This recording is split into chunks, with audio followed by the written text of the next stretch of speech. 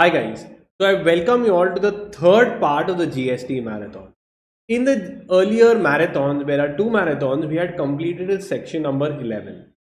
And now we will be covering the time and value of supply. Now this again is a short exam question that examiners can ask not only theory but even practical questions from this part.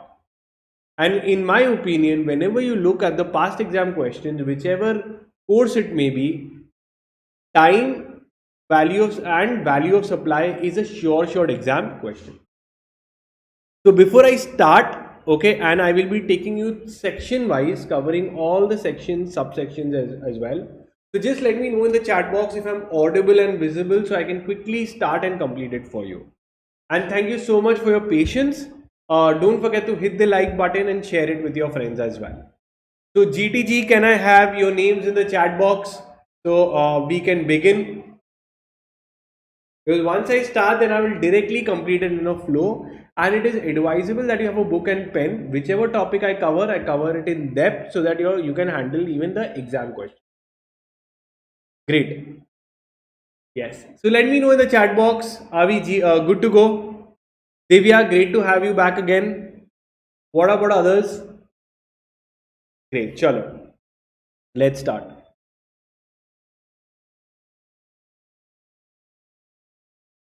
Okay, and just before I start, we have taken a test series. It's free of cost. You can go ahead, download our app. There's a video, entire instructions. For those who have joined in late for the test series, that is if today onwards, I will re-upload the test paper so that you can write it. We'll correct it and give it back to you absolutely free of cost. So go ahead, make the most out of it as well. Okay, good man. We are good to go. Great, let's start. Hi, so we'll be starting with the topic, a short exam question, that is time and value of supply. It's my guarantee that a question from here has to come in the exams. And the sections that are covered are section 12 to section number 15. Let's begin with seeing which are the sections 12, 13, 14, 15. So time value of supply for goods is covered under section number 12. Time value of supply for services is covered under 13.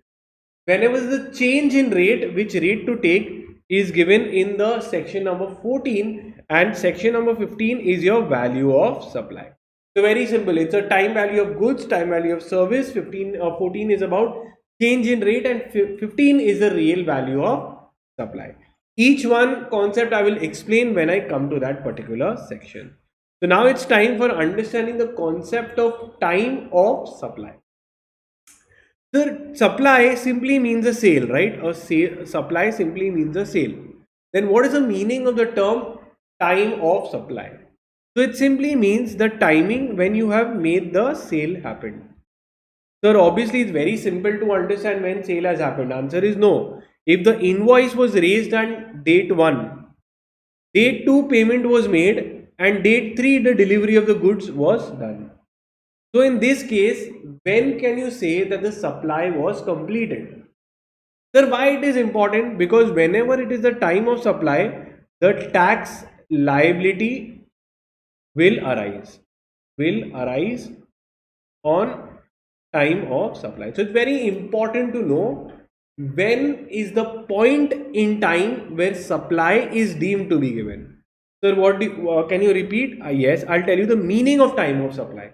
Time of supply is a point in time. What does it mean? It's the point in time when supply is deemed to be given. It's deemed to be given. So if law tells you that the time of supply is this, then it is deemed that the sale was completed on this date. If it was completed on this date, the tax liability will arise on this date. That is the simple little points, because when a sale happens, multiple things happen. There are multiple events that happen. Part payment could go on, invoice could be generated, delivery could happen at a different date. So we need to know that when in which point in time sale is completed. When it is completed, tax liability will arise on that day. So obviously for 10 different people, 10 different time of supplies could be there. Someone will say take this date, someone take that date, take delivery date, someone will say take payment date, someone will say invoice date. So law has given rules and you have to follow those rules, and according to the rule whatever time comes, that is the date when supply is deemed to be given. Very simple. The timing is different for the rules basically to determine that when sale is completed is different when goods are there and different when services are there, and when how change in rate is there, how to select the correct rate, that is also given. Concept clear till here? Yes. So very simple. The law has very simple rules, and these similar rules are there for services also. Now time of supply, whether it be section 12 or section 13, has 6 subsections only. Sir, we are going to do all the 6 subsections. Answer is yes. And all the subsections also have the same title, means subsection 1, 2, 3, 4, 5, 6, same title in 13 and in 12. So very simple. So 11 will 1 will be time your liability to pay. This talks about time and supply when forward charge is involved. This is where reverse charge is involved. This is where vouchers are there, and this is residuary cases, and this is where late fees is levied. For all this is same as 13 also. Okay, so very simple. If you do 12, 13 also becomes very simple to do. Now, more interestingly, even making it more simple, this, that is subsection 1, subsection 4, subsection 5 and subsection 6 are verbatim same of 12 and 13. So again, if I do subsection, so section 12 and section 13, subsection 1, 4, 5 and 6, 1, 4, 5 and 6 are exactly the same. Here, so it becomes very simple. You do 12, 1 and 13, both will get over. So only thing that I need to know is subsection, section 12, subsection 2 and subsection 3, and this is section 13, subsection 2 and subsection 3. These are two different things. The title will be the same. This is about forward charge and this is about reverse charge. I want you to note it down so that only these two you remember separately. Forward charge, and this is about reverse charge. Only difference is this talks about time of supply of services. This talks about time of supply of goods.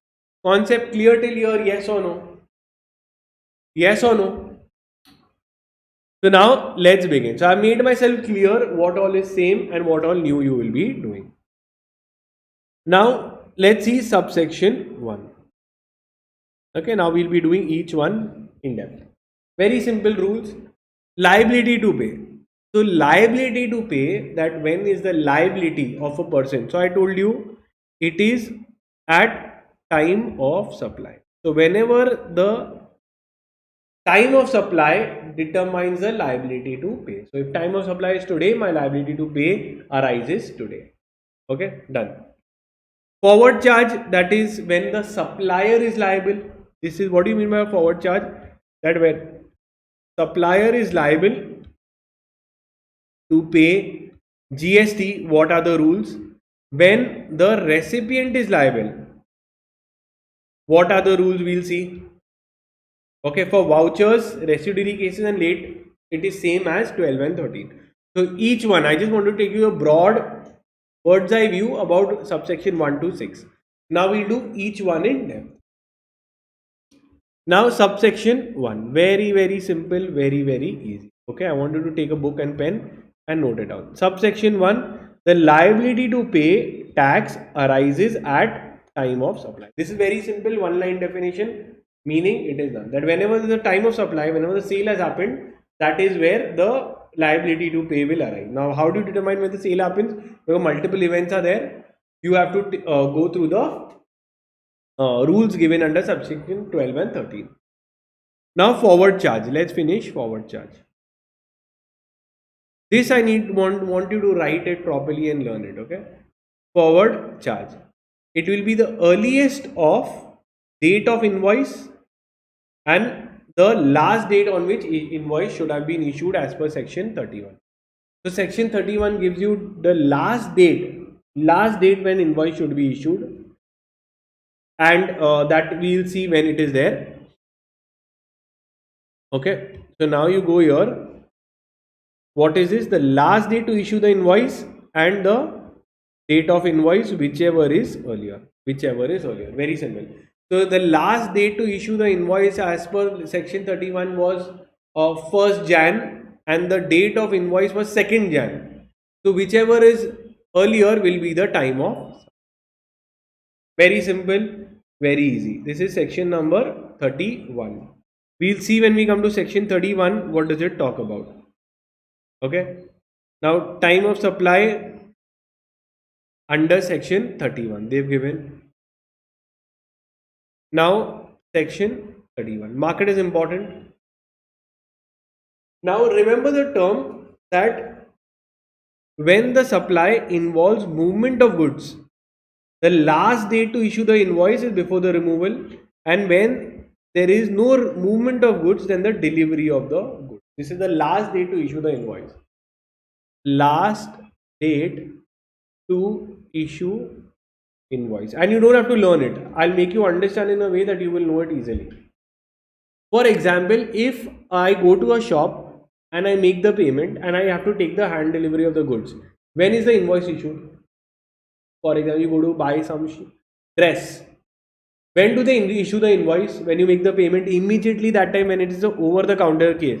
When no separate movement is there, over the counter sale, that is you go, you buy. So it will be when the delivery of the goods are given, that time the invoice is also generated. That's the last date to issue the invoice. Then if there is a movement of goods, for example, I order the goods from another state, so the goods will be moved from one state to another. So when the goods are removed for delivery, for supply, okay, so let's say I have ordered the goods from Chennai. Now when the goods are removed from Chennai, that time will be the last date to issue the invoice. So as per these rules, you have to put the last date, compare it with the invoice, whichever it is there, you will take that. So this section 31, you have to see the rules, which we will come and see. Clear? So the main normal rule is basically we have to see whether the movement of goods are there. Movement of goods. If no movement of goods, then the date of delivery. If there is movement of goods, then the date of removal of goods. Clear? Simple little point. This is what you have to take. This is the last day to issue the invoice. If movement of goods are there, yes, then when you have removed the goods for movement, the starting time when it has been removed, that will be the last day to issue the invoice. You will compare it with the invoice, that will be the time of supply. If no, then the time when the goods have been delivered. Very simple. Now, coming to subsection 3. Now, subsection 3 is about reverse charge. Sir, what do you mean by reverse charge? These are in transactions where the recipient is liable to pay the tax. Recipient is liable to pay tax. Can you tell me that where RCM has been mentioned? Where is the RCM seen mentioned? It is under section 9, subsection 3 and 4. Very simple. Okay. Great. Now coming to reverse charge. What's the rules with respect to reverse charge? Now obviously we learn the rules. When you go to solve the sums, this becomes a cakewalk. Okay. Now subsection 2. I told you only 2 and 3 you need to learn. Rest all is same. Very simple. Only 2 and 3 you need to buy out for both goods and service. Where I told you LP is above. Here we'll see reverse charge what it is. It is the date. Now think from the recipient point of view. Here the recipient is liable to pay the tax. So what all will the recipient know? He will know when he got the goods, when he received the goods, when he received the goods, that he will know. He will know when he made the payment. He will know when he made the payment. So date of payment. And one last date they have kept is T. Okay, TRP I remember. I remember the code word as TRP. So I also remember through code words TRP. So 30 days, 30 days, that is 30 days after the date of invoice. It's actually technically 30 days after means what?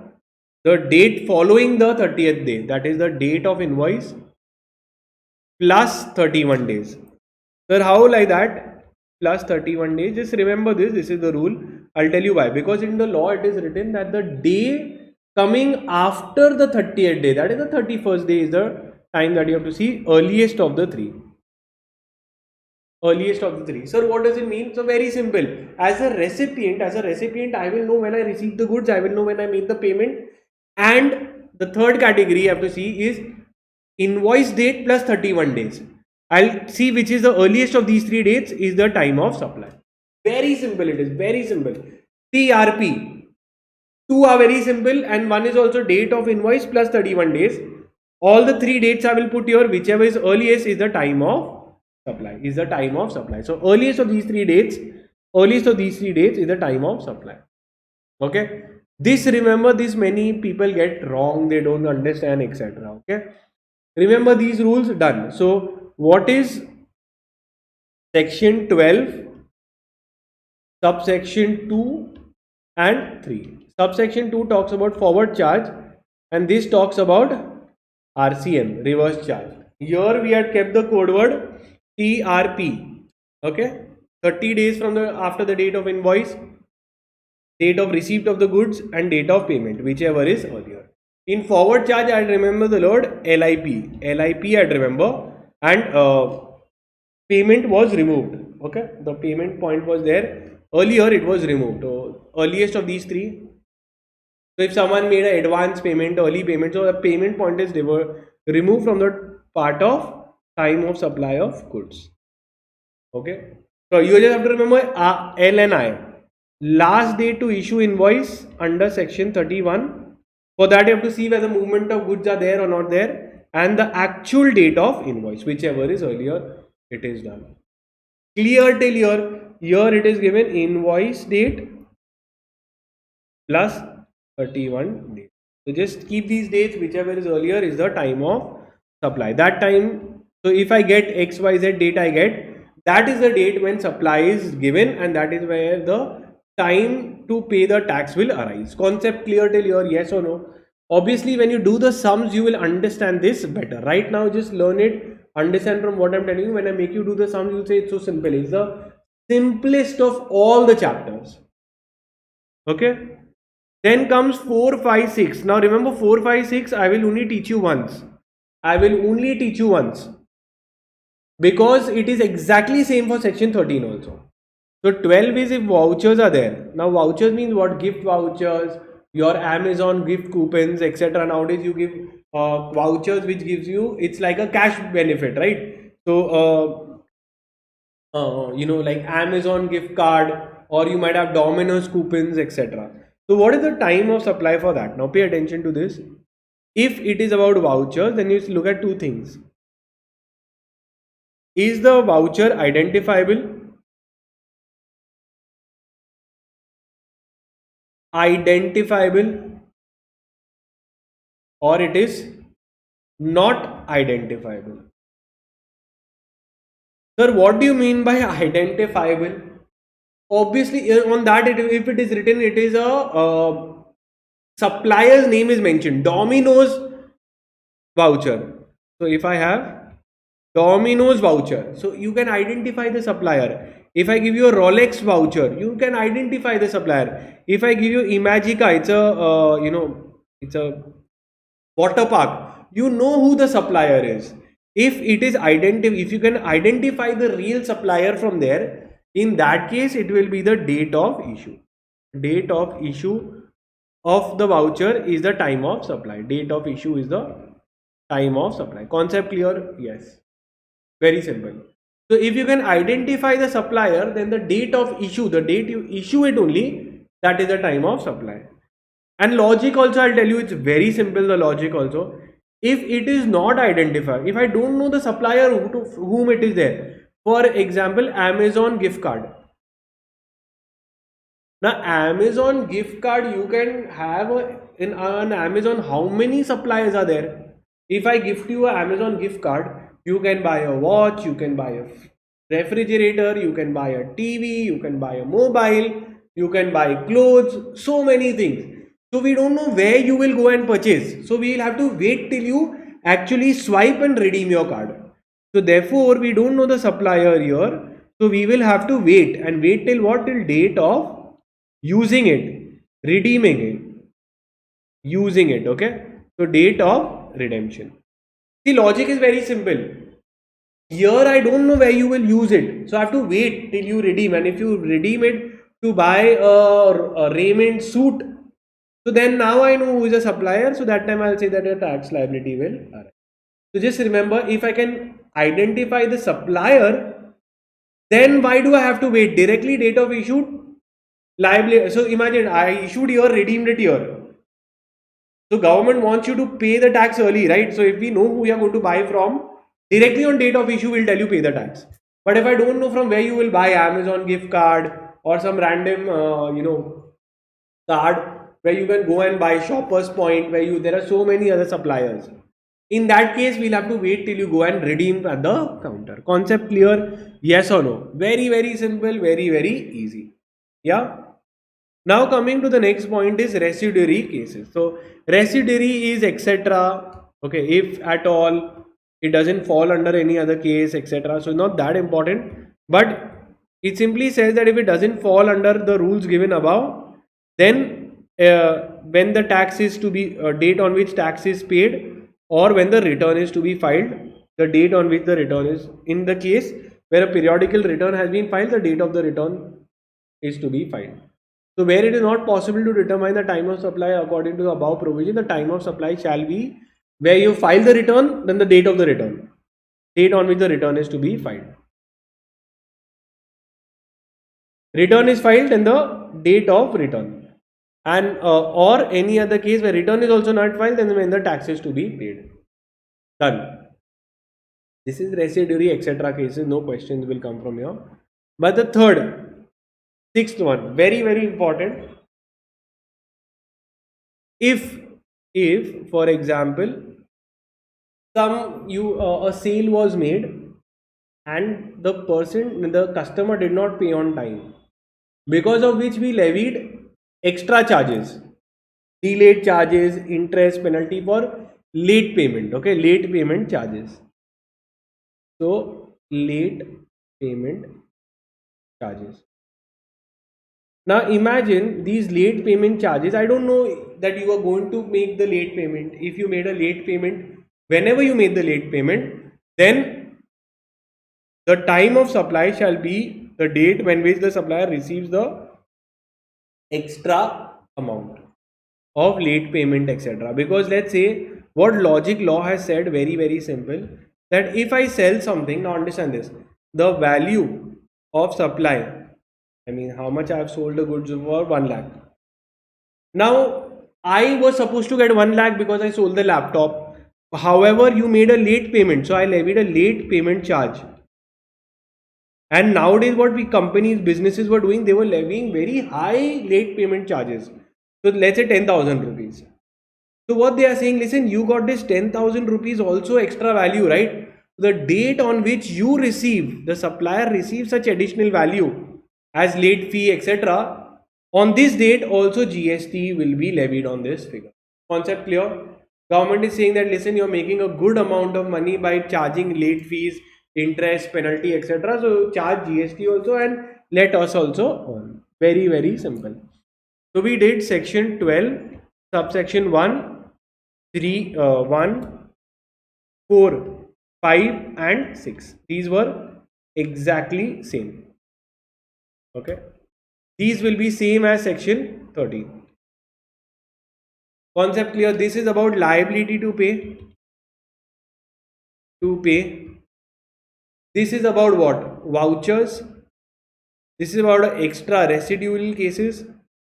And this sixth one is about late fees. So whenever you collect the late fees, then on that day, that for the late fee also you have to make the payment of GST on it. Okay, because you are getting, the supplier is earning more. So this will be exactly same provisions as section 13, 1, 4, 5 and 6. Concept clear, yes or no? I want everyone yes or no in the chat box. Yes or no?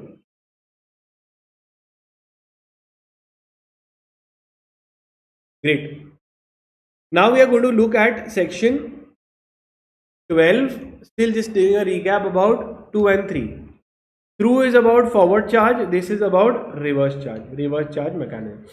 This I had to remember the word LI. Here I had to remember the word TRP. TRP. Concept clear, yes or no? Till here, if you understood, hit the like button. Great. Good man, great. Kundalakshin, great. Now let's start with the others, okay? Now we'll go to section number 13. Now we are coming to section number 13.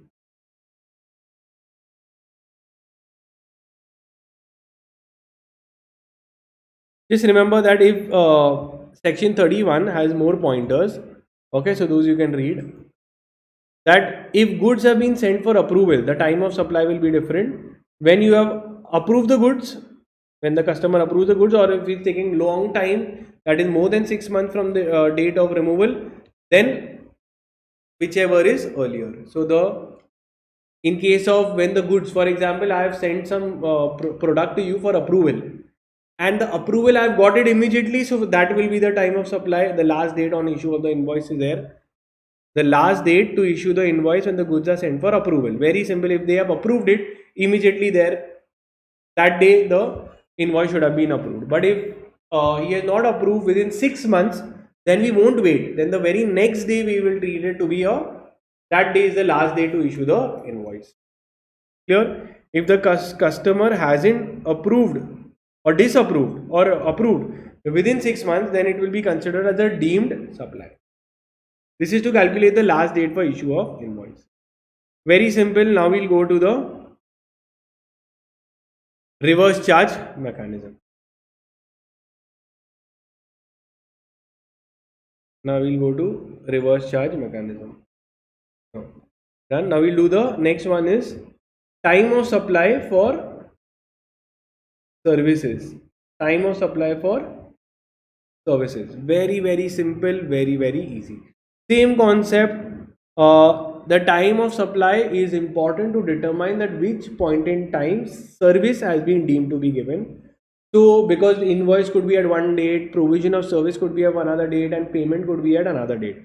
All three different dates. So very important to know that which point in time service was given. Clear? So same points I won't be explaining section 13 subsection 1, 4, 5 and 6 because it is exactly same as 12. Liability to pay is on the date of time of supply. Residuary cases, vouchers and late fee interest, whichever is there. Okay.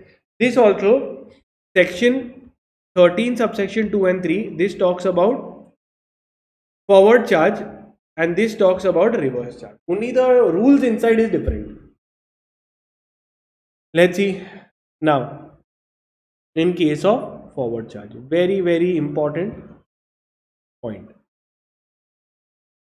Time of supply in case of forward charge.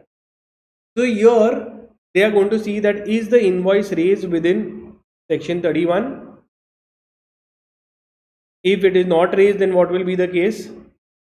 And in any other case. So date of invoice or date of receipt, whichever is earlier, date of provision of service. Very simple. Let me simplify it, forget it, everything else. Okay. When you go to section 31, you will see that they are talking about 30 days. Normal cases, they are talking that the last day to issue the invoice is 30 days for supply. Okay. The invoice should be raised within 30 days from the date of supply of service. So coming back. Now I want you to note this down what I am doing and you will understand this concept forever and very simplified way. Okay. Let's see. So the very first one is you have to ask a question. You have to ask the question. Is the invoice raised within 30 days from completion or provision of service. Provision of, this is as per section 31. Is the invoice done? So the answer could be yes. It has been raised within 30 days, or it is no. No, invoice was not raised within 30 days. In section 31 they say 30 days. If it is not, then you will say that, what are we reading the question as? Is the invoice raised within 30 days? Yes. So invoice was raised in proper time. So we are very happy. So we will take the date of invoice and compare it with the date of payment.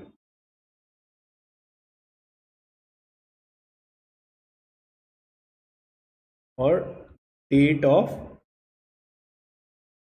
whichever is simple, done. So if the invoice is raised within 30 days, then we will take the date of invoice and complete it with the date of payment. Whichever is earlier is the time of supply. But if the invoice was not raised within 30 days, that was the last date to issue the invoice, in that case we can't take the date of invoice because it was not issued. Then we will have to take the date of completion of service, of provision of service. So whenever you completed or gave the service, and compare it with date of payment, whichever is earlier. Concept clear? See, if the invoice is raised within time, so you are very happy, you will take date of invoice and date of payment. If it was not raised within time, then you can't take the date of invoice, so you will take the provision of service and complete it with the date of payment, whichever is earlier. Concept clear? Yes or no? Yes or no? This is very, very simple. I have broken it down. This is exactly how you have to look and study it. Okay. Now, for reverse charge, very, very important for reverse charge. Okay.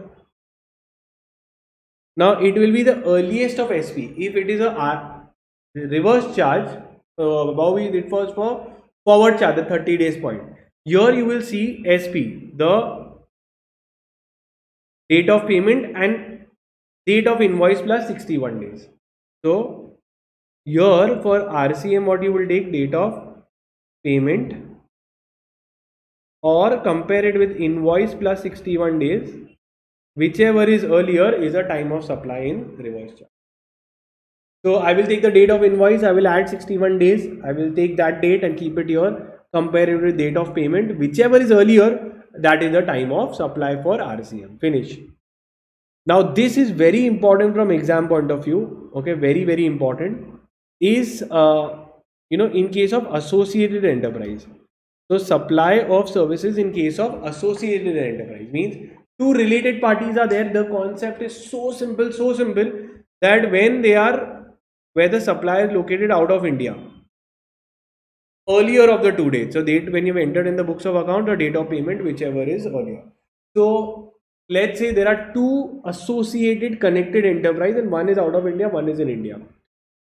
Tesla USA and Tesla India. What we are taking?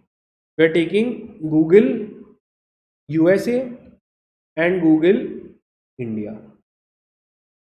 So one is out of India, located out of India, and one is located in India. So then in that case, what will be the date of supply? Very simple. When you have entered in the books of accounts, so whenever you made an entry in the books of account that a transaction has taken place, or whenever the payment has done, whichever is earlier. So for example, there is a transaction between Google USA and Google India.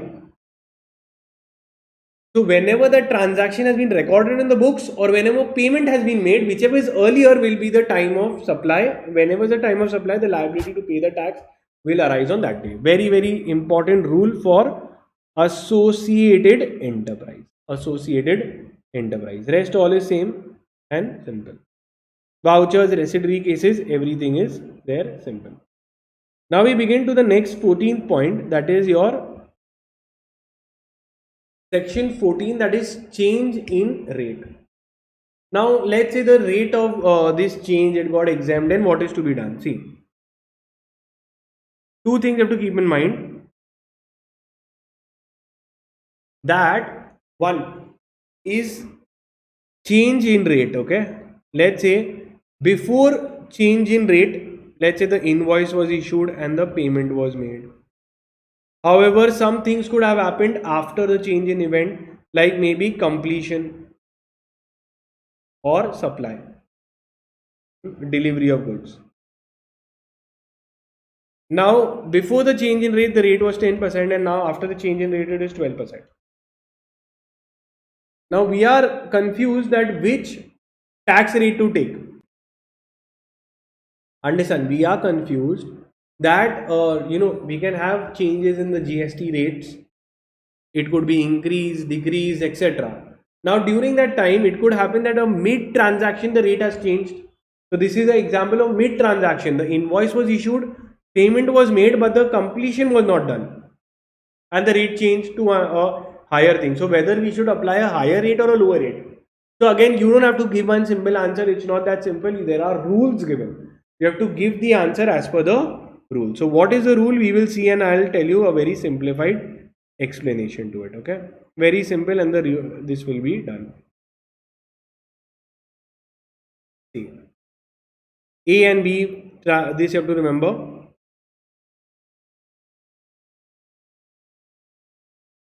What this is as per section 14. Now pay attention. Now what do you have to ask? That which rate will apply, we'll come to know here. So situation and time of supply. Now when the invoice, so three things are there. Okay, now three things are there that could be there in a transaction: invoice, payment, and completion.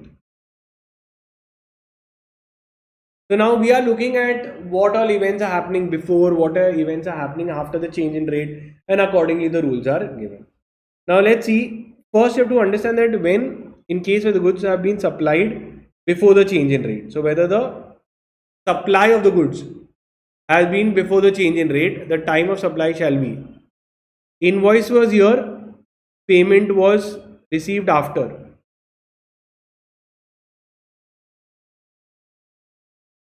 See, I think this will be more simpler to understand. So first thing, the first category A, I'll write it now. I want you to note it down, okay? Once and for all, you will understand it perfectly. Now I'm calling it as case A.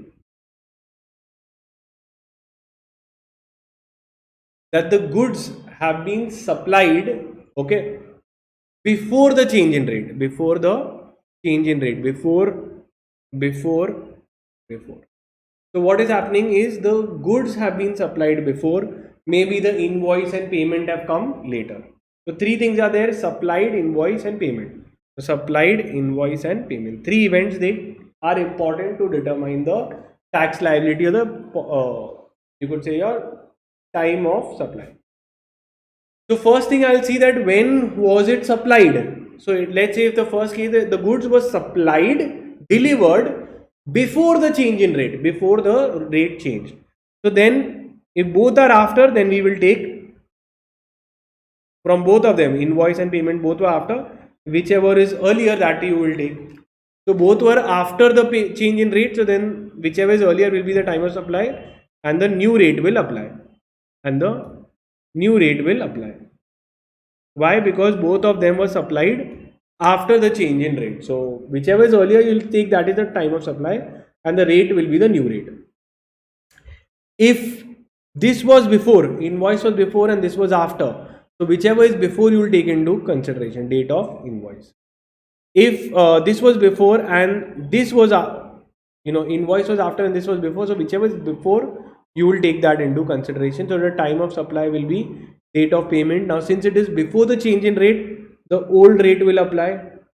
Here also old rate will apply. Sir, can you just simplify it again? Very simple. So very first thing I have to see whether the goods were supplied before or after. If it was supplied before the change in rate, then I have to take the rules. So if even one event was before, then the old rate applies, and that whichever is earlier will become the time. The invoice will become here, and here whichever is the payment, because it was before, that will be the time of supply. But if one, it was supplied before and both were after, so two events are happening after the change in rate. So whichever is earlier among these two, you will take as the time of supply, and obviously since both of them are after the change in rate, the new rate will apply. So let's see. So my first question to apply the rules for change in rate. Can anyone tell me what is my first question that I have to ask? Is the goods or service supplied before the change in rate or after change in rate? After change in, simple, before or after change in rate. If it is before, change in rate, then there are two events. Okay, so completion is done. So invoice and payment. So any of them coming earlier, invoice and payment. If the invoice was before, payment was after, then we will take whichever was before. If the payment was before, then we'll take that before. If the invoice was before, we'll take that, and the old rate will apply. Old rate will apply. Is this clear? Old rate will apply. It is only when both invoice and payment are after, then the new rate will apply. Okay. Similarly, now we'll see for category B. Now category B also, if you understood category A properly, category B, you can solve it by yourself. You can solve it by yourself. Now let me explain. Okay. First, if the first rule is to ask whether the goods were supplied, goods and services were supplied before or after change in rate. So it was after change in rate. This was after, this was after, this was after. So I supplied the goods or services after the change in rate. So in that case, if you go to see, and these two were before, so both of them were before, only this, it was supplied after.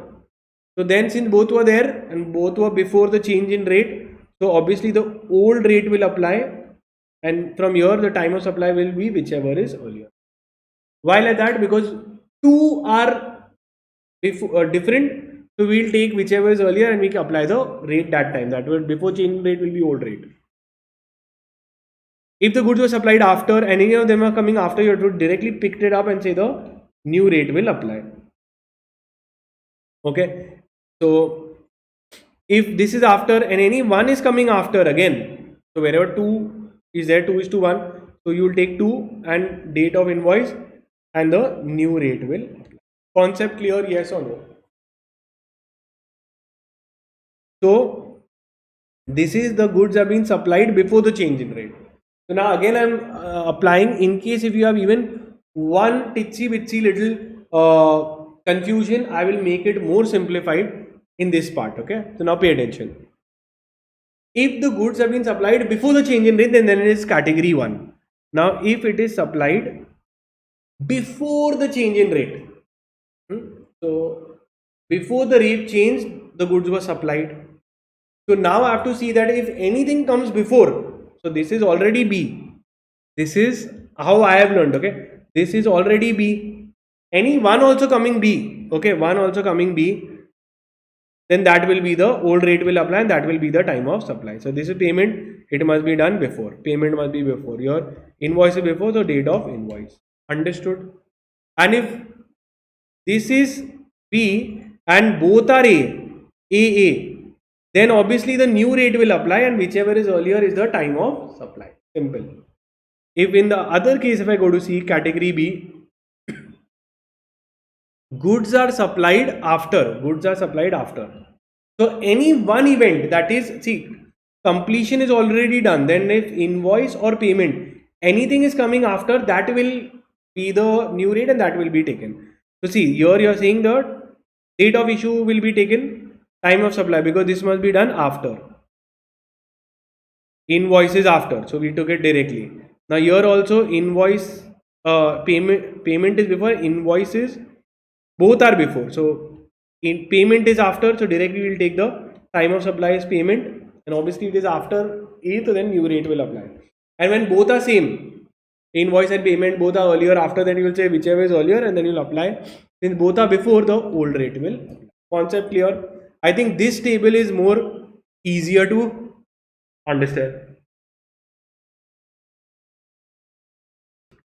Okay, so this is important. This table you can take a screenshot. I'll just remove my beautiful handwriting so that you can take a screenshot.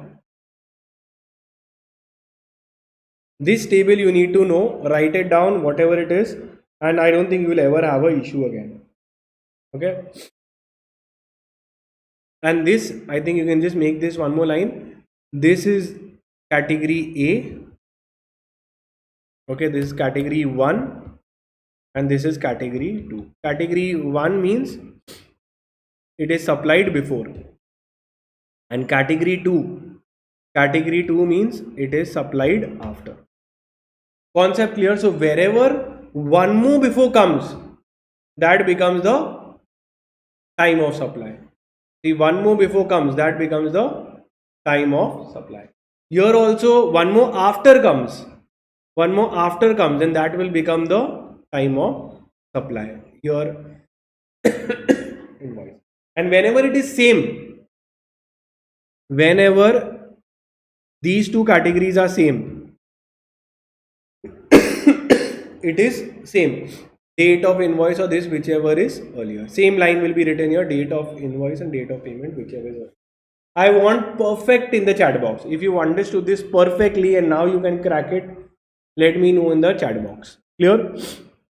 Now, if you are applying whichever is earlier between these two, the new rate will apply.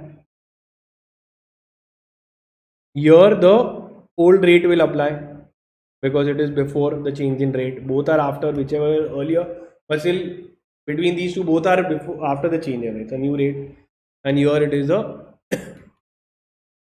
old rate. Okay, why? Because you're taking the date of payment. Here after, so the date of payment. So the new rate, and this will be old rate. Yes or no? Concept clear? Yes or no? Okay, great. Perfect. Thank you so much, Divya. Good man. Kunda. What about section 13, 2 and 3? I've explained 13, 2 and 3. I don't think you missed it. Okay, 13, 2 and 3 I can just tell you now also. Okay, section 13, subsection 2 and subsection 3. It's about forward charge. This is about RCM, reverse charge mechanism, right? In forward charge we had done, what was it? Tell me the code word. We had taken 30 days, and this we had taken your 61 days and date of payment. 13 we had gone to your, see, this we have done. I just did it, or you can say. So I think I have done it.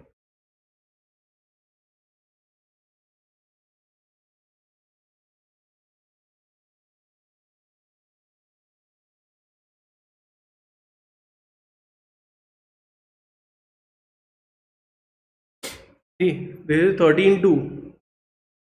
I told you that is the invoice raised within 30 days. Yes, then date of invoice and date of payment. And subsection 3 also I told you reverse charge mechanism. Only have to remember the word SP, payment or invoice plus 61 days. Concept clear? Let's go to section number 15. Okay. Now section number 15 is your value of supply.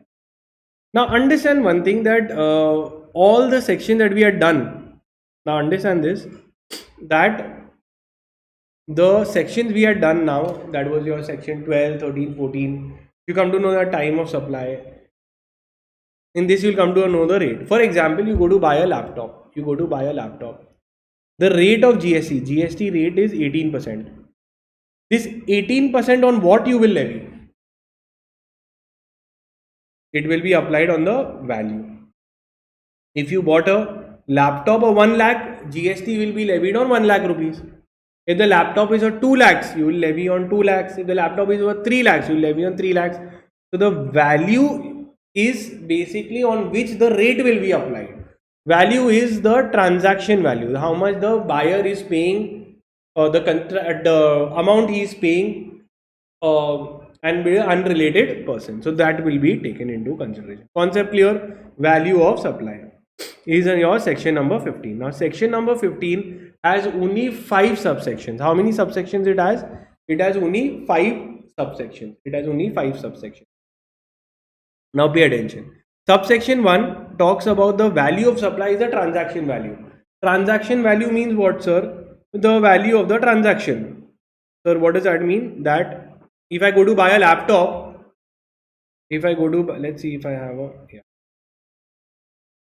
Okay, section value of supply will be the transaction value, means where they are not related and price is the sole consideration. So if I pay 1 lakh rupees, price is the sole consideration, I didn't pay anything else, and I am there is no relation between me and him, then that becomes the transaction value, right? Subsection 2 talks about what all inclusions will be there. Subsection 3 tells what all exclusions will be there. Then you have subsection 4 talking about rules, and then you will have value determined by the government. Okay, inclusions, exclusions, valuation rules, and value determined by the government. Only 5 sections. We are doing each and every subsection also. Now I told you what you mean by transaction value. So always a GST rate is applied on the transaction value. The value of supply shall be the transaction value. What does the transaction value mean? How much the buyer is paying. So price paid or payable for the goods and supply. So how much I am paying, provided we are not related.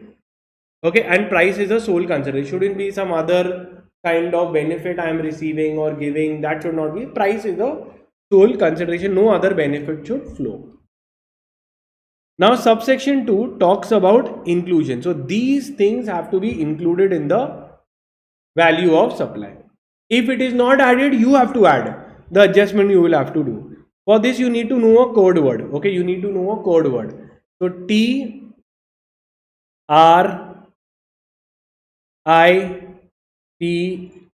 TRIPS. What do you have to know the keyword? TRIPS. So these 5 things have to be included in the value. So all the taxes other than GST. For example, tax, if the government, when you're buying a car, a green tax was levied, it will be included. All the taxes other than GST have to be included. Okay. Let's say if the government is levying octroi, it has to be added. Any other tax with the government is there. For example, for fuel, government charges some cute charges. It's called as a tax. Okay. So you have to levy that also. So any taxes other than GST have to be added. Second, anything that the recipient is paying on behalf of the supplier. So R is basically if the recipient is giving me 1 lakh rupees and for this transaction he had to pay 10,000 more. So the value of the transaction value will be 1 lakh 10,000. Simple example if I give you, I tell the buyer that you pay me 1 lakh rupees and 10,000 you paid to my agent. So how much did I literally get? How much did he literally pay? 1 lakh 10,000. Because we always have to see how much the buyer is paying. So the amount incurred by the recipient. Anything that the amount incurs by the recipient is to be included. Incidental expenses, transport charges, packing, insurance or any of this for the transaction to be completed, that also should be added. Penalty. So we saw in the section 12 and 13, subsection 6, that they used to say that even any kind of penalty, etc., buyer has to pay to the supplier. Supplier is receiving extra. Government is saying that also should be added in the value. And last is government subsidies are excluded, but private subsidy is included. For example, I am manufacturing calculator and there is a Reliance Industries that is giving a subsidy to me to reduce the calculator price by 50% because they will pay and they will use their CSR fund. So government companies have to use their CSR fund. So they are using the CSR fund to give me subsidy so that I can pass that benefit to the customer. Or someone is giving me any benefit to reduce the cost price of the medicines. If government is giving, it will be excluded, but if a private body is giving, that cost has to be included. Government is saying that we don't know, private subsidies we don't care, add it up. If it would be really that big, government would have given the subsidy. So in inclusions, I'm not only doing each and every subsection, I'm even doing each and every subclause. So it is section 15, subsection 2A, 2B, 2C, 2D, 2E. Concept clear, yes or no? So all this, if not added, will be added in the value of supply. Any taxes other than GST, any other thing with the recipient is paying, anything more if the recipient is paying, any incidental expenses such as packing, transportation, etc., any extra late fee, interest charges, or any subsidy linked to the price, excluding government subsidy, that is private subsidies. Okay. Now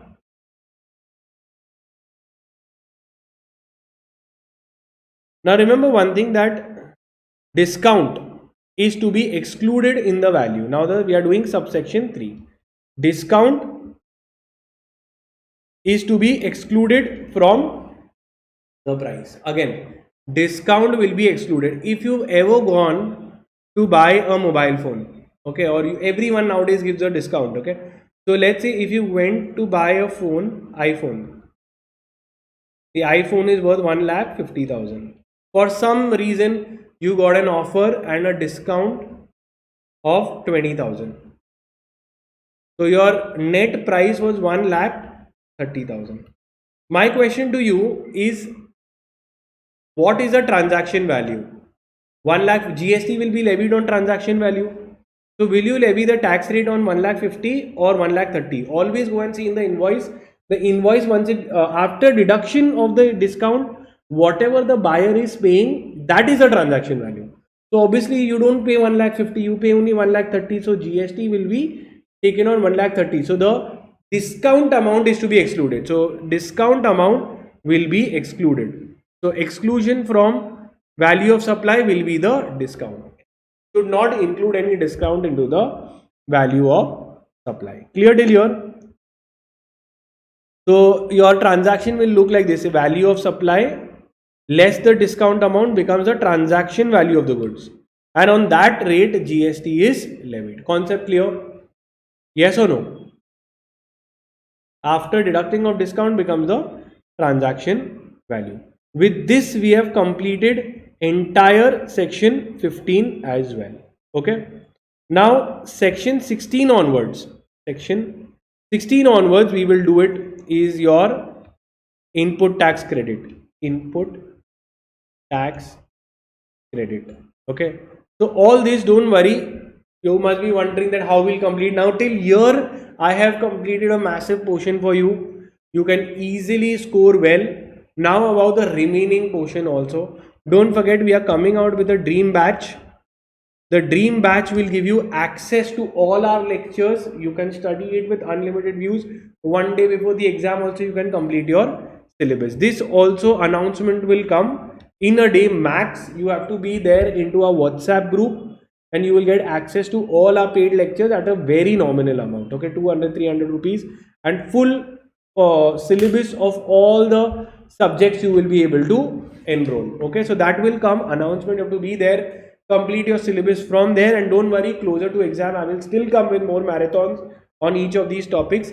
My job is in a concise time I have to complete quality portion for you. Okay, so the balance amount you can do it from the dream batch or in our next marathon as well. But go ahead for the dream batch. You will like the lecture, so you will get all the other lectures as well. So with this I will sign off for today's marathon. I have covered time and value of supply as well. Okay, thank you so much. The balance part you can do it from the dream batch or our upcoming marathons. Take care. Thank you so much for your time and sticking around for so long.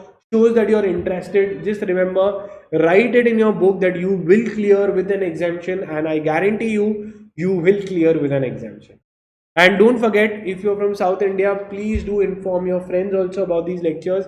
They are struggling and dying to find lectures in English, and that too at so much content and quality content. So that is it, guys. Thank you so much, Divya. Thank you, Goodman. Thank you, Kunda, Lakshmi. Great to have all of you all. Take care. Bye.